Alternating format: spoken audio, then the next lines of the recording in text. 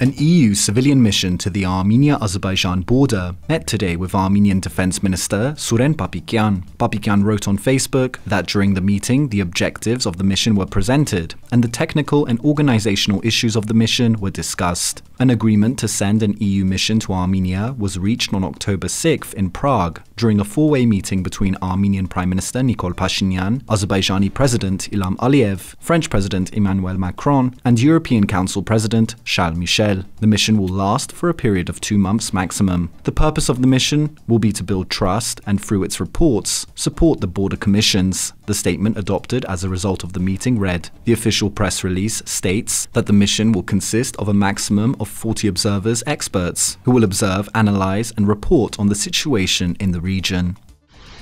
And Pashinyan wrote on Twitter that Armenia is waiting for Azerbaijan's response to an Armenian government proposal to open 3 checkpoints on the Armenia-Azerbaijan border. The PM tweeted that for several months, a draft decision by the Armenian government regarding the 3 checkpoints, which would ensure a transport link between mainland Azerbaijan and its exclave of Yerevan, have been officially circulating. Azerbaijan's foreign ministry then released its own tweet, calling on Armenia to cease fake pretexts to evade its commitments under the November 9, 2020 statement, which according to the ministry's tweet, committed Armenia to open auto and rail links through the Zangezur corridor. Yerevan has consistently rejected Baku's demand for a corridor across Armenian territory, language that Armenia says implies Azerbaijani control over the route. The Armenian government has argued that any transport link should fall under the sovereignty of the country it passes through. The Azerbaijani Foreign Ministry tweet concluded that to suggest 3 unrealistic options of checkpoints for connectivity, ignoring 20 months-long discussions, is not a good policy.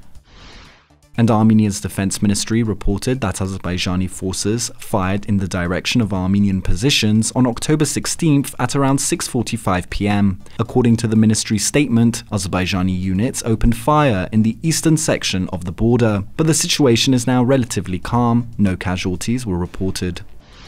And Stefan Müller-Altemat, a member of the Swiss National Council, is in Armenia as part of a Swiss parliamentary delegation. He and his colleagues have had meetings with high-ranking Armenian officials and have visited Jermuk, a resort town that is still reeling from Azerbaijan's attack on Armenia last month. Müller-Altemat sat down with ＳիվիլΝեթի to discuss the purpose of the visit and how Switzerland can support Armenian democracy. And finally, as Azerbaijan continues its aggressive policy against Armenia, ordinary people have been joining organizations like the Azadazen and the Great Battalions in order to learn how to fight. Volunteers who partake in these training courses learn basic combat tactics, medical aid techniques, engineering skills, and both men and women are equally welcome to join. ＳivilNeթ's team went to visit these battalions to find out more.